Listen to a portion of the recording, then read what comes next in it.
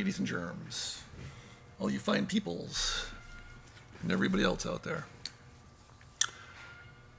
I'm coming to you today to discuss what I feel is the most powerful weapon ever invented, bar none. There's a saying that the pen is mightier than the sword. Now, anybody who's been chopped in half by a sword will tell you that that's BS, as I myself have. Just kidding. You get the idea, though. The psychological effects, the controlling someone, via programming. I mean, it sounds kind of sci-fi, and I believe that's one reason why when you pose this idea to people, they kind of don't believe you or outright kind of snicker, because I think they picture in their minds a scene from a movie where someone's indoctrinated via brainwashing and they walk around, like they're under a trance, like some sort of, doctor, psychologist took a little watch and dangled it in front of their eyes. I'm getting very sleepy. And it doesn't have to be like that.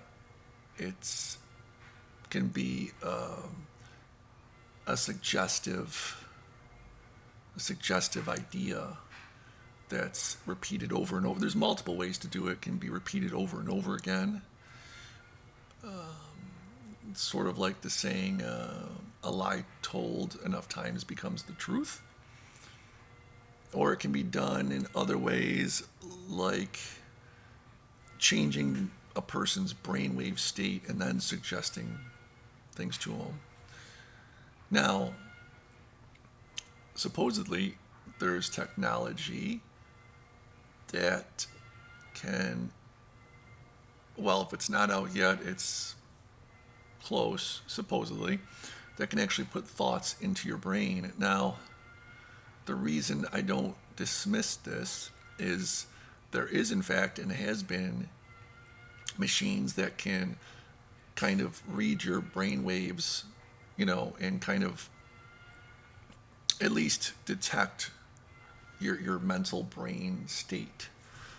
For instance, after 9/11 and a couple of years after that, excuse me, and you can Google this, there was talks of placing these machines in airports that could kind of pinpoint an individual where their brain maybe was high stress, or however they programmed it to determine that this individual had bad intentions, and they could be pinpointed, located, and thus detained, questioned, whatever.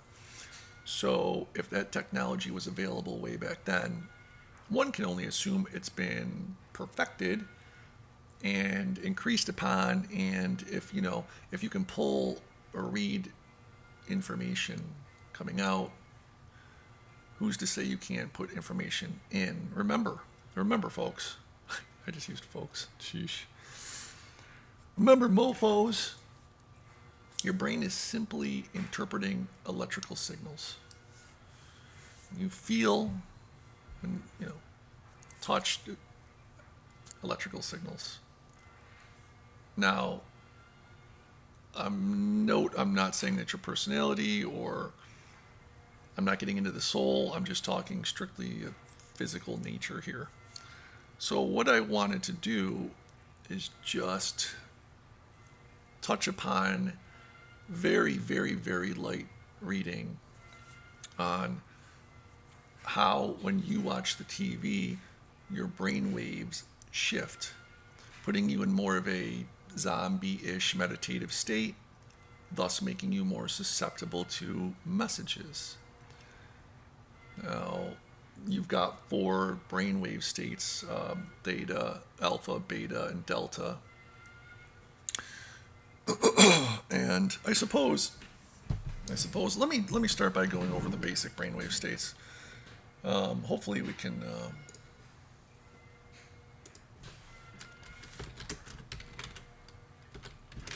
states.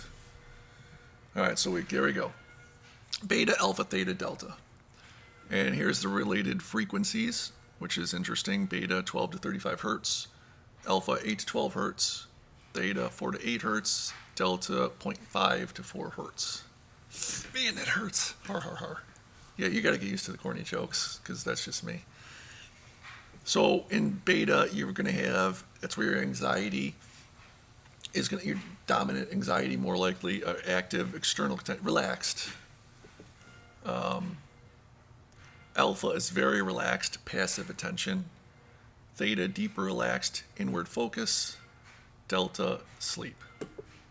So there's where your brain is going to be in its various stages throughout the day, depending on what you're doing. So to summarize, before we actually get into some details, when you watch TV, the studies show, and I'll get to them, that your brain goes into the alpha, if I remember correctly. I should have probably, I'm shooting for the hip here a little bit. I should have looked before but I want to be honest with you. I don't want you to think I'm reading off or just regurgitating. What happens is, and I also want to point this out. I know there's a lot of studies out there, especially nowadays, that people will, well, let's be honest, they'll just read the headline. They won't read it at all. They won't read other studies that, either contradict or agree with it. And they'll say, well, this study says, and believe it, and, the reticular activating system will kick in. By the way, that's a video I'll make sooner or later. And they won't even acknowledge or hear any argument to the contrary because that's part of what the reticular activating system does. So when I say study, I like to cite studies where I can easily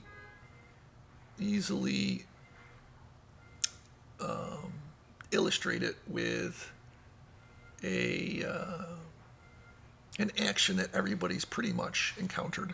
So with the TV, everybody's either talked to someone on the couch or been the person on the couch. And let's say you're the one talking and someone on the couch, they're engrossed in watching whatever they're watching, like My Little Pony or whatever. And you say, hey, Bob, can you do the dishes, take out the garbage, wash the cat, and reshingle the roof? Oh, yeah. And they have that, they even have that zombie like look. They shake their head. Some time passes. You come back and you're like, hey, why isn't any of this stuff done?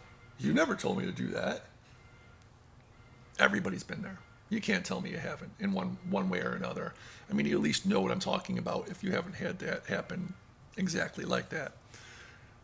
Well, that's a very good illustration to go along with the studies that show your brainwave changes, you get very suggestible, and you focus on what you're watching. So let's get into, well, conversely, I'd like to add conversely, and we'll look a little bit too, when you read a book. So basically, when you watch TV, your brain rots, and you turn into a moron. And conversely, when you read books, your brain grows larger.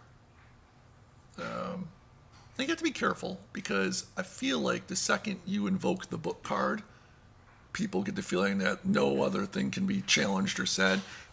Books can have agenda in them too.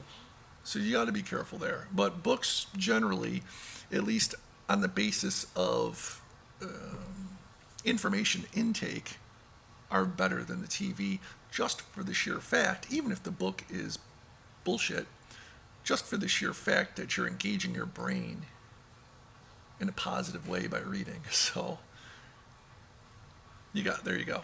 Inside the human brain, how watching TV changes neural pathways versus reading a book, from Medical Daily. So it's not like this is from, Bob'sAlienShack.com, who goes over all the, I better have pressed record. I did, yay. You know what I'm saying? It's not from a conspiracy theory website. Although nowadays those are like real news, and the real news is all the bullshit. So just to thousands of years, blah blah blah blah blah, advent of new technologies, blah blah blah.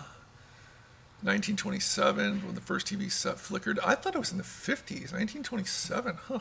Maybe the 50s was the first color TV. E-readers, blah blah blah. Okay. television. America has an average of 2.86 TV sets in the home, as opposed to 40, or so that's 43% more than in the 90s. That's interesting. When you go to Walmart, notice how the price of TVs is roughly the same. You can get a 75-inch TV for $700, but the price of stuff you need is skyrocketing, and that's kind of what happens in inflation for the most part. The stuff that you don't need, kind of whatever, but the stuff you need skyrockets, kind of. And another reason I feel, this is touching a little bit on the border of conspiracy, that TVs are just pumped out in mass is, again, they want to get it in everyone's home. They want to get multiple TVs in everybody's home so they can all just get the message out there. Sorry, I hate ads like this. Okay, so in 2013, a team of researchers from Ohio State University interviewed and tested 107 preschoolers and their parents to see how television impacted a child's theory of mind. The more a child watched television or was exposed to television, even if it was playing in the background, which is very interesting, the weaker their understanding of their parents' mental state. So what happens is when you're watching the TV, you're engrossed, you're not engaged in other people, you're not engaged in conversation, thus help working on your speech. You're not even listening, because even if you're not talking, listening to other people talk is also a way of helping you kind of focus on diction and whatnot. So children are more developed theories are better to participate in social relationships.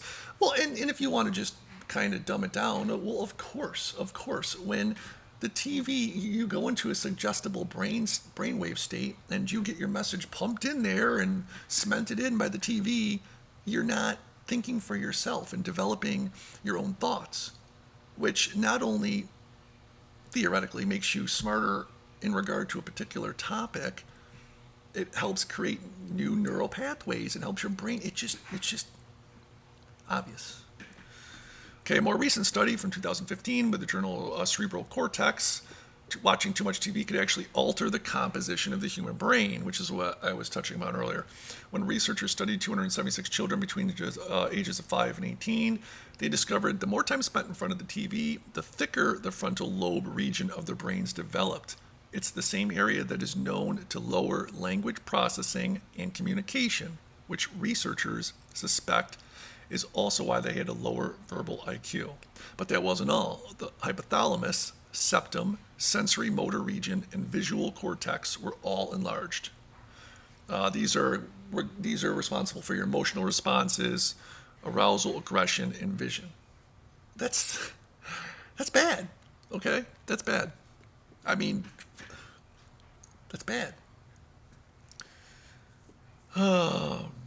Which blah blah blah. When it comes to school, yeah. And there's another gentleman, Herbert Kruger. I'll have to look. He did a study in the late 60s and showed that your brainwave state changed. It's not a long time. It's about a minute from when you start watching TV. Your brainwave takes about a minute to change, and you're in. You're buckled in and ready to get brainwashed, and your stuff all just jacked up. So books, for some, opening up the pages of a book is like entering into another world of blah blah blah. Okay, Pew Research Center found 15% of readers, blah blah blah, 26. Reading, okay. Aside from pleasure and practicality, reading strengthens the neural pathways like any muscle in your body. Even at a young age, children who are read to by their parents develop 5 enhanced reading skills, which include advanced vocabulary, word recognition in spoken words, ability to connect written letters to spoken sounds, reading comprehension, and the fluency to read text accurately and quickly. Blah blah blah. And obviously neuroplasticity in children is very high, But don't make the mistake of thinking that the older you are, it's not going to be there. I've also seen other studies which suggest reading and engaging in mental activity can really, really kind of maintain your mental acuity. Very much so. Which is important because if you're like me, you're dumb enough. I don't want to lose any more IQ points. All right, so. And remember, when you're learning new topics and things and skills, you're always making those new neural pathways. Okay, shaper, blah, blah, blah, blah. Now we're, for a study, researchers group of participants scanned their brains using functional magnetic resonance MRIs. The machine to track and blah, for connected to a person's brain scan to measure the resting state. Read the book Pompeii. In the morning, stare at a volcano in order to see the blah, blah, blah, blah, blah, blah. Well, they hate this stuff. So prolonged brain boost. Okay, so that pretty much goes out. So effects on TV brain. I want to find the one I have up for the brainwave states. Okay. Here are 7 ways that television can affect your brain. 1, the hypnotic state. The brain slips into the hypnotic state that I was telling you about within seconds of watching TV. I read that it was approximately a minute, but you get the idea. It's quick. That's what she said. Watching TV puts the viewer into a highly suggestible sleep-like hypnotic state. This provides easy access to the subconscious and is one reason why it is easy to fall asleep while watching television. That's another real-life connection that you can make, and everybody be like, oh yeah, because study from the University of my butt says that you'll do this and your brain gets in this state. People are like, huh. But when you say, yeah, you can fall asleep easy when you're watching TV. Well, yeah. Well, that's because your brain goes into a suggestible, hypnotic, like meditative state. Oh, makes sense. Makes sense. The hypnotic effect is caused by the screen flicker. So that's probably the refresh rate they're talking about. Lowers your brain waves to alpha state. So I was right when I guessed, not guessed, but tried to remember. This occurs within 30 seconds to 3 minutes for very light and infrequent viewers. So apparently if you watch more, it's faster. In a hypnotic state, the information which you're exposed to will all be downloaded directly to your subconscious mind, where it can alter existing beliefs and form new beliefs without you even being aware of it. So it actually circumvents your reticular activating system, which is incredible. Incredible. Oh, scary. I'm going to save this because I thought I had it saved. Now, the gentleman I referred to before, the Herbert Kruger, whatever, he did it mainly for marketing purposes, for effects on selling, selling consumerism, which is kind of skeezy enough if you think about it, that these companies, and this was back in the late 60s, companies were pouring lots of money into research, into brainwashing you to buying their stuff. So it kind of baffles me when I hear people pledge allegiance to certain companies because of any particular reason, and not see that this company is just doing it to get money, just to placate you. It's a show. It's a facade.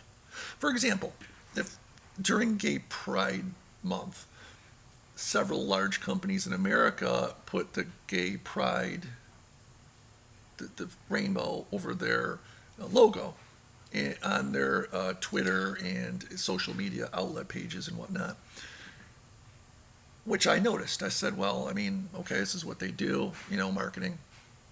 But then I saw a picture of someone that compared the ones that you saw in America to the ones you saw in the rest of the world, and the ones in the rest of the world did not have the gay pride thing. And I thought, well, let me check this out. And sure enough, turn on the old VPN, go to a country, no gay pride rainbow.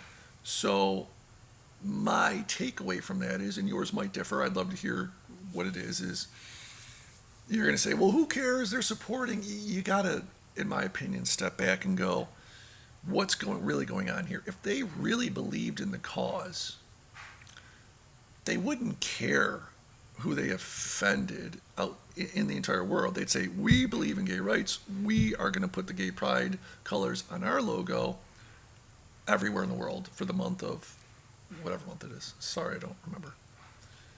But that's not the case. So I'm not going to say why that is. You can draw your own conclusions. I think it's at least one reason is pretty obvious. It has nothing to do with it's kind of an agenda. And the reason I say that, you can argue with me and tell me why. The reason I say it's agenda is money. What do I mean by that? Well, at the basics, a business is there for the sole reason of making money. It's not to enrich the community. It's not there to do anything other than make money, which is why in and of itself, by itself, a business will, if it could get away with it, have slaves, pollute, et cetera, et cetera, et cetera. And I'm just speaking factually here because its main focus is in making as much money as it can. So given that, we now look at the population of homosexuals, gay people, whatever in America. It's 2 or 3%. Some people say a little more, some people say a little less. Okay, well, how much money are you making off of 2% of the population? Now, I know that you're going to say, well, more people sympathize, but still, there's plenty of people that sympathize, but when it comes down to it, aren't going to change their favorite product because the company's logo is or isn't, gay pride. Some people might, but I feel on average most won't. So if they're not doing it for the money, you have to ask why, because that flies in the face of the principal reason for a business to be. Again, I could be missing other reasons. Feel free to debate me. 22 minutes, all right, not too bad. So, man, I got off, and we're about 4 blocks over on that tangent, aren't we? Okay, so lack of critical analysis, and this is a key, because I'm going to tie this together at the end, and it kind of has to do with the more important things. I know I've been speaking mainly on consumerism, but meow, got ourselves Winnie Pooh. But political agenda is really my main topic here, as you probably can tell with the title TV as a Weapon. So let's just look. Television can reduce your ability to think critically. When you watch TV, brain activity switches from the left side of your brain, responsible for logical thought and critical analysis, to the right side. This is significant because the right side of the brain tends not to critically analyze incoming information. Instead, it uses an emotional response, which results in little to no analysis of the information. And I hate to make it a left versus right thing because it is more complicated than that, but I just have to kind of go by what I see. It seems to me like more of the left-leaning people do in fact weigh their decisions on feelings versus facts. Now, they'll argue me with that and say, well, no, this and this and this, but really all they're doing, as far as I've heard personally when I get engaged, is them regurgitating what they heard on the TV from their favorite talking head. When I ask them to break down with that and give me their own original thought, I just get blank stares. Again, I'm not being like, you dummy, blah, blah, blah. It's just what I've experienced. I'm willing to engage people who have a different opinion. And I've noticed the strong correlation, again, with people with the left-leaning political opinions, and the amount of information they recite to me or get from the TV. Now, obviously, this isn't all of it, but this is one potential reason why. So, for this reason, people who watch a lot of TV tend to have a very inaccurate and unrealistic view of reality. I mean, sorry, if you're And here's the kicker. I will say that a lot of my dad's friends and a lot of people, well, a lot of people I know watch Fox News, all right, and they're to be honest, they're the same kind of way. They tend to be a little more better, but it's just, oh well, regurgitation. So it's not like I'm bashing the left. I've seen people on the right doing it too, which should be your first clue.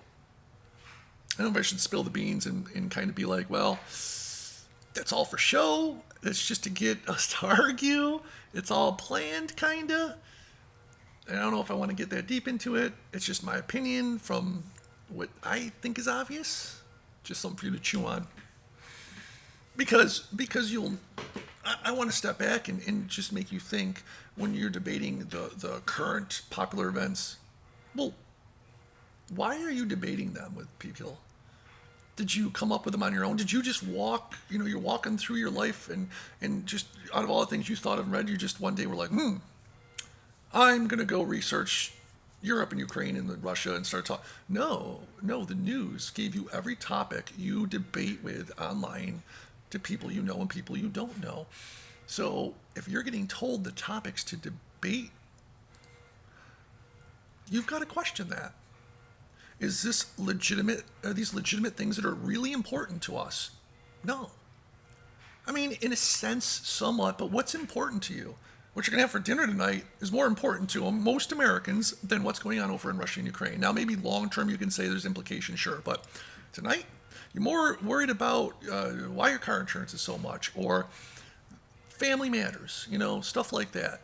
So when you're like, well, this is important, is it though? Really? Kind of, but no. But you will get angry and argue with strangers and even family members to the point where you get furious at them and create discourse over topics that are given to you that you know nothing about besides what you've been fed and wouldn't be talking about otherwise. Addiction, physical, psychological addiction, yeah, okay, that's not. Reduction in higher brain functions. TV viewing reduces higher brain activity, promoting activity in lower brain regions. In other words, it makes you behave less intelligently and more like an animal. I like this website, morningmeadow.com. I want to see, but remember now, anything that we research here, just because it fits your narrative and what you agree with, doesn't make it true. I've done research on as many, I've looked at a lot of studies, so I think that the generality of this is at least in congruence with other research I've done and what I've seen in my life. But that doesn't mean it's 100%. It could be all wrong. So I invite you to do the research for yourself. So brain known as the reptilian brain. Advertising targets a region of the brain known as the reptilian brain. This is an ancient part of the brain which is responsible for primitive and primal urges, power, feeding, sex. These themes are commonly used in advertising campaigns to make you think that you need a particular product. Oh, we've all experienced that. I need that. The most common way this is done by making you think that your life will somehow be better with the advertised product. And we know that most of the time it isn't. The things that you own end up owning you. You think, oh, I want that. And then you get it and you either determine that you don't use it as much as you thought you would. It turns out to be a waste of money, or like let's say you go and buy a $100,000 car. You think you just need it, but you get it. And for the first couple months, it's awesome. And you don't mind those $1,500 a month car payments. But you still, once you start parking at places, you kind of got to worry about door dings, people scratching it. You got to worry about the mileage, the insurance, keeping it in good condition.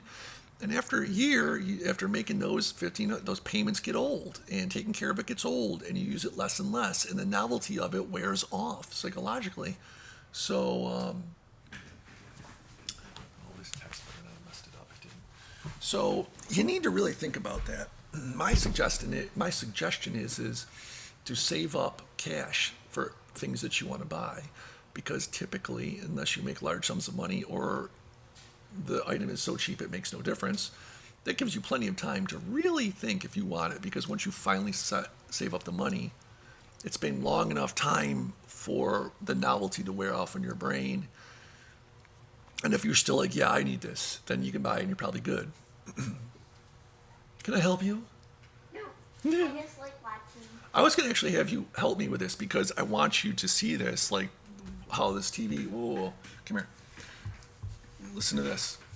TV viewing reduces higher brain function, promoting activity in the lower brain regions. In other words, it makes you behave less intelligently and more like an animal. This reptilian brain. So lizard brain, what's the lizard brain also responsible for? The limbic brain? Mm-hmm. What's it responsible for? Our Limbic brain. body. Our body? What are we studying? Body language. Yes. Lie detection and critical thinking. Yeah, okay, so lack of critical analysis. Television can reduce your ability to think critically. When you watch TV, the brain activity switches from left side of the brain to the right side of your brain. Okay, watch. We're going to go over this later. For this reason, people who watch a lot of TV tend to have a very inaccurate and unrealistic view of reality, which is why And that's why I'm so smart, because I don't watch it. I am so smart. I am so smart. SMRT. All right, get out of here. SMRT. All right, so television lets your brain get flabby. I don't want to make this video too long, but the gist of this is you're not using your brain. It's like a muscle. It's going to atrophy. Short attention span. Now, this is very interesting. I'm going to make another video on this after I do more research, and I'm going to tie it in with the internet, our phones. I believe this has something, our phones and the internet have a lot to do with the explosion in attention deficit disorders in children and adults. I believe that my theory is, I don't really have a great way to test it, so I'm going to have to do other research, is because we have unlimited information at our fingertips and we can start reading, and the instant we get sick of it, even if we're not done with the information we're looking at, we can just go to another page. We have unlimited powerful information at our fingertips. Switch, go here, go here, go here. That trains our brain to not have to sit and concentrate, because when you have a book, it's harder to go switch to the book. Even TV makes it a little harder. Obviously TV does it, but I'll tell you right now, the phones, the computers, and the internet are probably, in my opinion, I have to do the research, I would guess, way worse than TV even at attention deficit issues. But that's another video for another day. Impaired brain development children. I think we've gone over this in the other one, where the frontal lobe gets thicker. So there's more information here. You don't always see what's on the screen. I think they're talking about sneaking images in with refresh rates, like older fashioned brainwashing. What the older fashioned stuff is when you pause something and there's that, that old poster of Uncle Sam saying to sign up for the military. I think that's a common kind of funny theme, but you get the idea. All right. So books and television, we kind of went over this. The perception that books,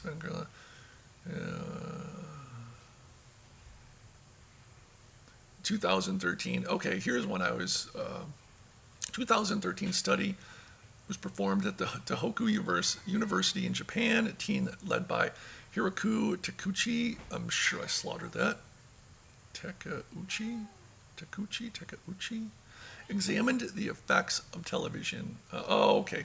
So this is citing the other one, I believe, that we saw.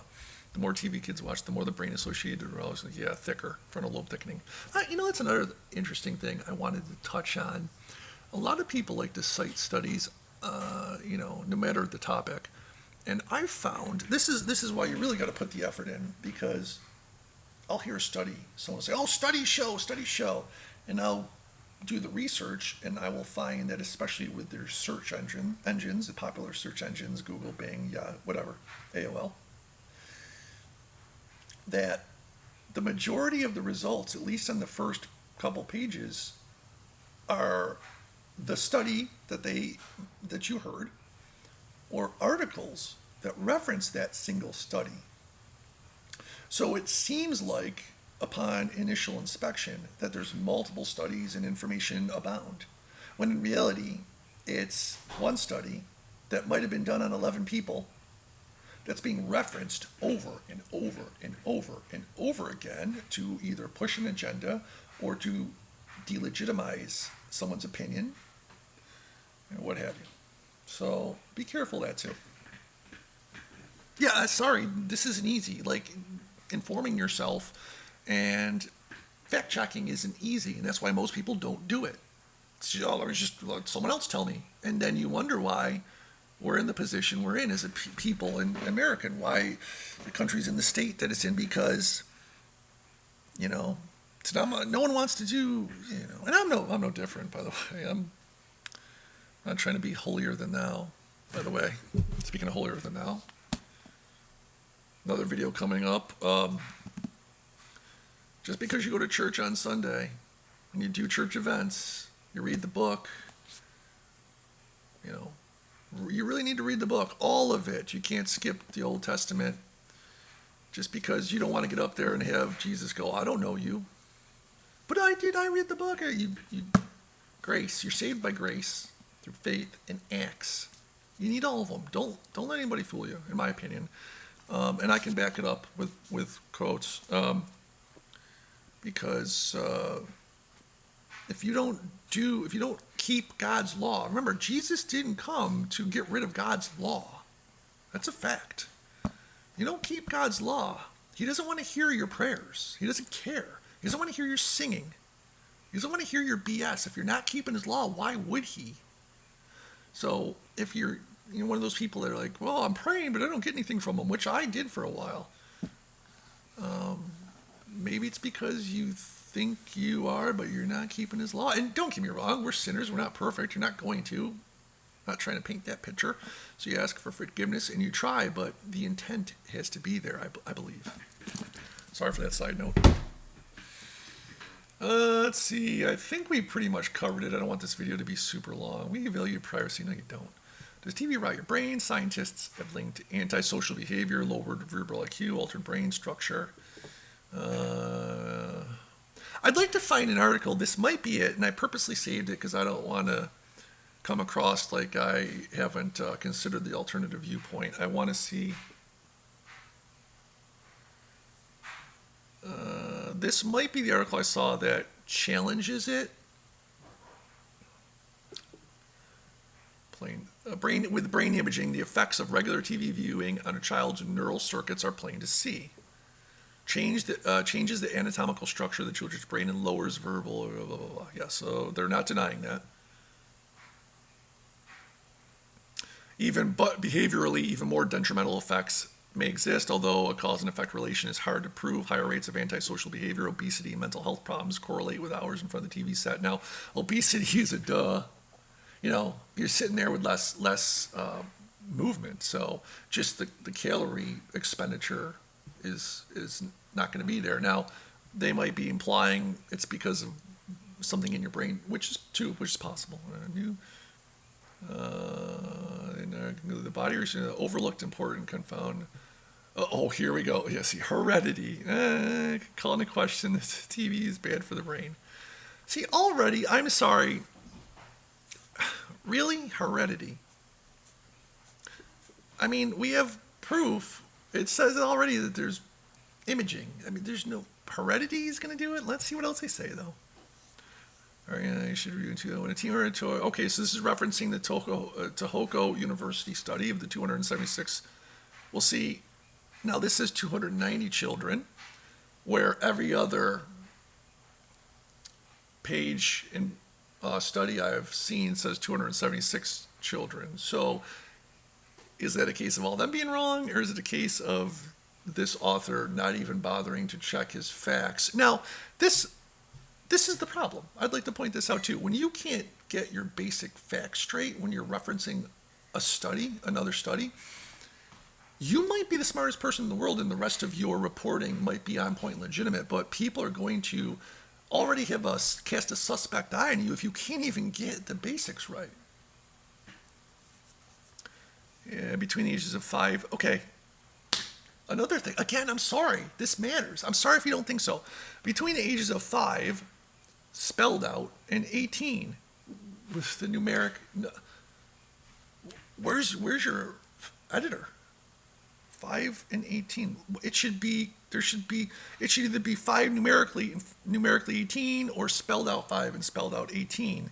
So again, while the information in here might be right and it might completely throw off those other studies,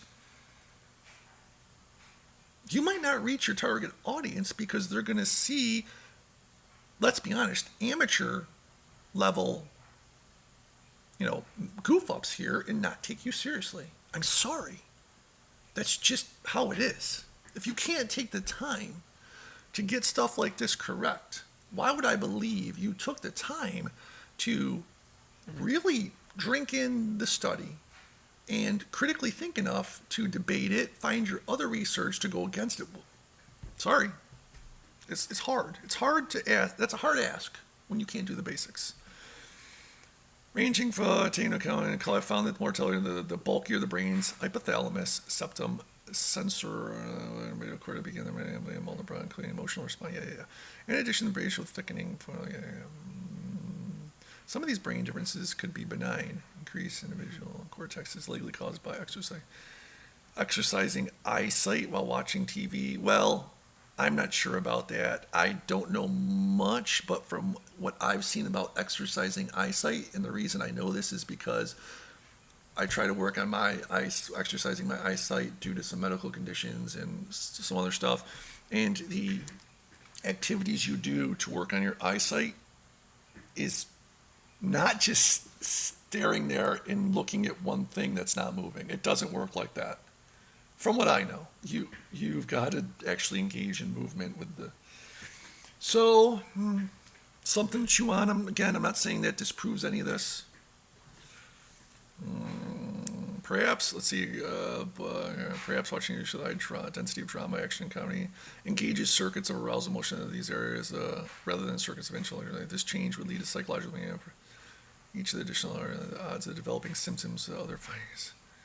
All right, so this guy isn't really making a good case for his own cause here. There are many possible explanations for these links. Maybe, or maybe not. The TV viewing is generally sedentary and solitary. Solitary, that's debatable. There's a lot of people that watch TV together. Denying children many the best of physical activity, I agree with that. Socialization, I agree with that. The developmental verbal proficiency, reasoning, and order of screen guardians. Yes, but the correlation between view and a brain does not necessarily tell us the whole story. Maybe. The quandary scientists face determining is cause of brain traits is underlie binge watching. Traits or other conditions underlie.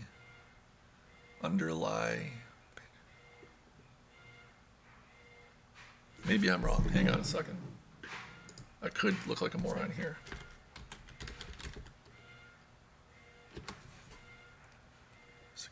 Yeah, okay. I just wanted to make sure that wasn't a typo.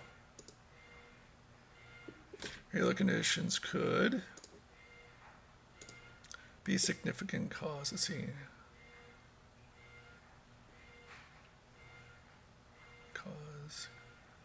Cause binge watching. Maybe. Fast forward to a new study by criminologists. So you have a criminologist conducting potentially psychological studies. Again, doesn't mean he got it wrong. Absolutely not. But it's something to consider. Just like someone's going to watch this and go, well, you're a nobody. So there you go. So I can't sit here and go, this guy's a criminologist. He doesn't know he has no business. Of course he has business doing, as long as what he does is sound. Joe Swartz, the University of Nebraska, blah, blah, blah. And Beaver. Analyzed middle high school between review and a range of factors such as race, general, antisocial behavior, and incarceration for violent crimes. Researchers checked back with nearly 15,000 children about 2 years later. Found young adults who had watched more television generally were more likely to engage in antisocial behavior. The research had that one more factor. The study included more 1,000 sibling pairs. It only vanished. They concluded shapes brain behavior, which turns into a wide range. Okay, so they're saying that genetics shapes the brains and behaviors, in which in turn is a wide range of content. Maybe children with an increased predisposition toward aggressive behavior may be more drawn to TV. Similarly, those who are genetically inclined to depression or obesity may likely spend their more free time watching the TV. Okay, so let's look at that. Here, trying to say that genetics are the reason. My question is then how is it observable that children's frontal lobes increase from watching TV? It's an observable thing. How would the genetics count for that? Because the implication there is if you don't watch TV, your frontal lobe doesn't get thicker. That's not genetics. I'd also like to. I guess I'm just thinking out loud that two things. Years ago, decades and decades and decades ago, when the TV shows were completely benign, things like Mr. Ed, Green Acres, harmless shows that didn't show gunplay, violence, sex, drugs. Where was this explosion in, antisocial behavior, violent crimes, lower verbal IQ? Remember back then, still test scores were up, crime was down in most areas. I'm not saying that flies in the face of this, but that's something to think about. And then, well, I lost my other one. See, I was watching TV earlier, so I couldn't maintain both of my points. So they're saying, I don't know. I don't know if I buy it. I mean, I've seen in my own daughter. We don't let her watch much TV.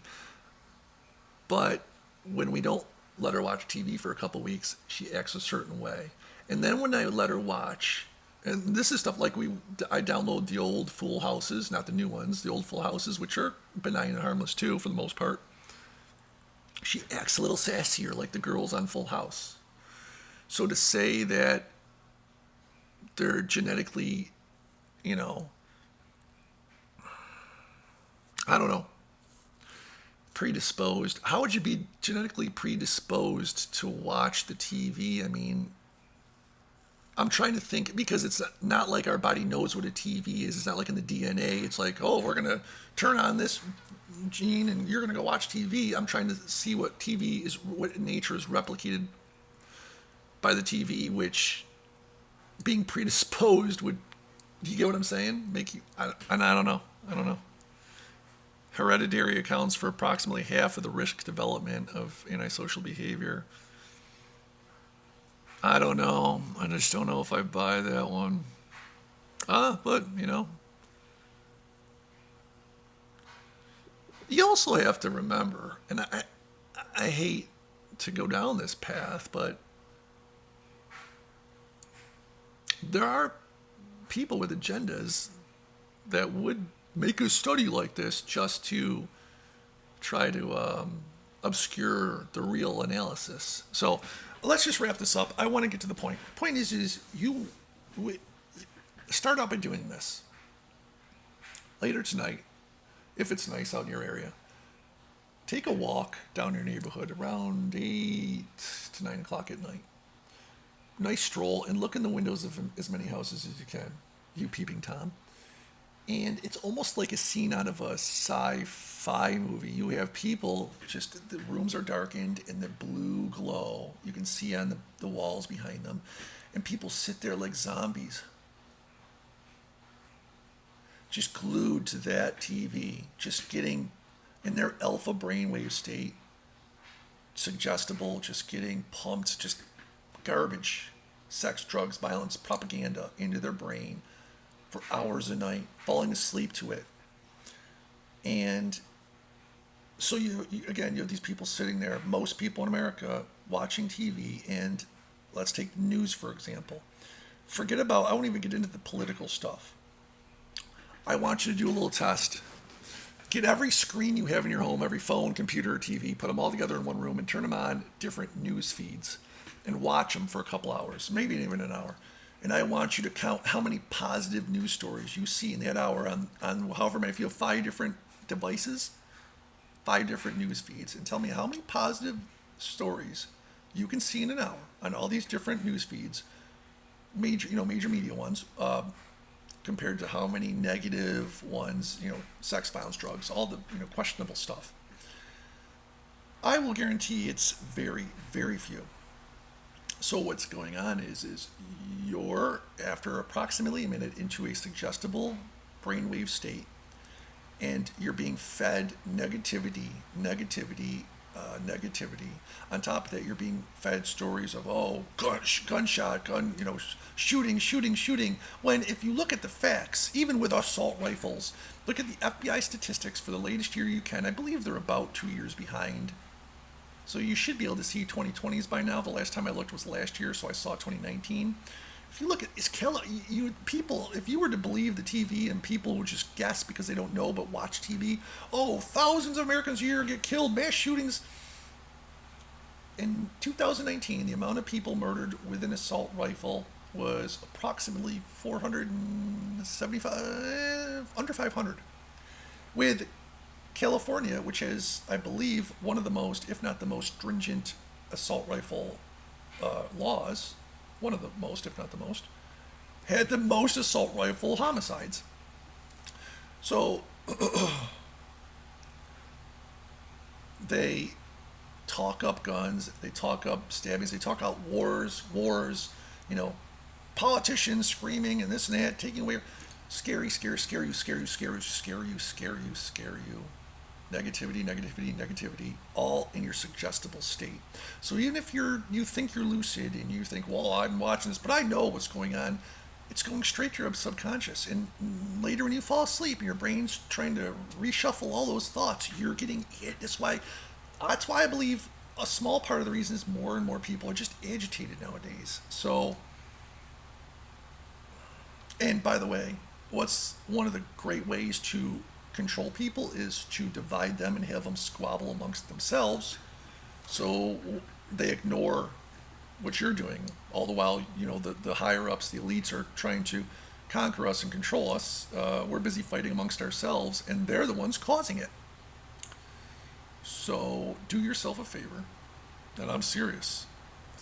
Get rid of your TV. Get rid of it. Don't go to the major news outlets. Don't even go to your favorite, partisan news reports. Don't worry. I haven't watched popular news in a long time, and my life hasn't ended. There's been no major negative consequences for me not watching the news. Rest assured. In fact, I'm quite a bit happier. Pick up books, go outside, talk with your families, talk with your neighbors. Get rid of your TV. It's the most powerful weapon ever invented, in my opinion.